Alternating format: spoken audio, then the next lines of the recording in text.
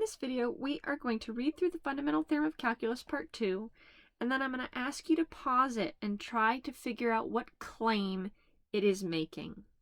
This is how it goes. If f is a continuous function on the closed interval ab, then the integral of f as x goes from a to b is equal to the difference in these heights, f of b minus f of a, where f is any antiderivative of little f. Big F is any antiderivative of little f, meaning if you take the derivative of big F, you get that original function. All right, so these are very, very different objects. Maybe make a sketch of what this might be, make a sketch of what that might be, and see the claim that's being made by saying that they are equal. Okay, so hit pause and then we'll resume. Right. So when we are saying that these two quantities are equal, what are we saying? Well, here we're looking at the area under the curve F, bounded by those vertical lines, x is A and x is B. So this is an area, assigned area, whereas here in green, what we're looking at is a difference in the heights of these two function values, where there is a special relationship between big F and little f, namely, big F is an antiderivative for little f. When you take the derivative of big F, you get little f. This is very, very, very powerful because what's the definition of this definite integral? It is a limit right here. It's a limit of an infinite sum, and I'm going to go ahead and walk us through one concrete example just to illustrate this. It's a limit of areas of rectangles. You're adding up heights times bases and then taking a limit as the number of rectangles goes to infinity. That's a whole heck of a lot of work. Instead of evaluating that limit, you ask yourself a different question with the same answer. What's an antiderivative for this function that's being given to me? And let's evaluate that at the endpoints. I'm going to walk us through just one example, and then we'll look at a picture to see how cool it is. So, if you were asked to find the area under the curve y equals a 20th x cubed, bound by the vertical lines x is 1 and x is 5. Here I've got a little sketch of that right here. You were asked to find this area. Ugh, that's a hard question.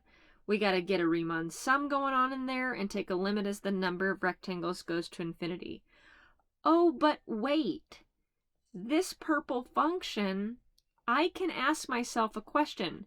The derivative of what function is this purple function? The green function. So look at how beautiful this is. I am just going to come up with an antiderivative for a 20th times x cubed. The antiderivative of a constant times a function is just the constant times the antiderivative of this function. Power rule in reverse, I'm adding 1 to the exponent. 3 plus 1 is 4. Dividing by the new exponent, 4. This notation here in gray is our way of saying to the reader, okay, I've come up with the antiderivative function. Now I'm going to go ahead and evaluate it at the endpoints.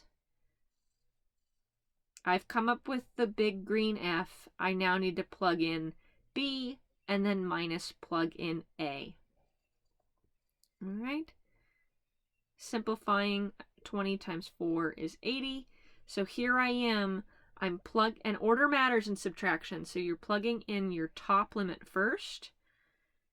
X to the 4th divided by 80. When x is 5, we'll have 5 to the 4th divided by 80, right there in red.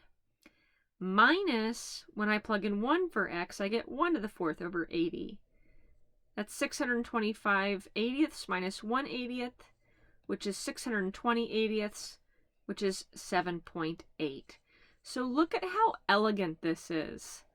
We did power rule in reverse reverse, and then plugged in these endpoints, plugged in the 5, minus, plugged in the 1, and we got to do this fairly basic arithmetic, as opposed to what's the actual definition here of this integral of that signed area under the curve.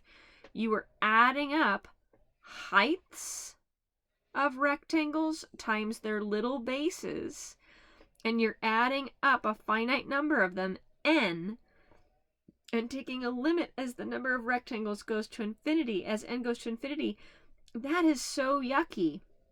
But instead, a very common mathematician strategy is to go ahead and ask yourself a different question with the exact same answer. That is smart. What's an antiderivative for the purple function? We find it, the green, and evaluate it at the endpoints. So on that Desmos animation, which you're more than welcome to click on and play with, it's essentially this cute little drawing I've got here. If you were asked to find this blue area, that's hard. But I instead come up with an antiderivative for the purple function. That's my green function. And I just plug in these endpoints. Plug in the 5.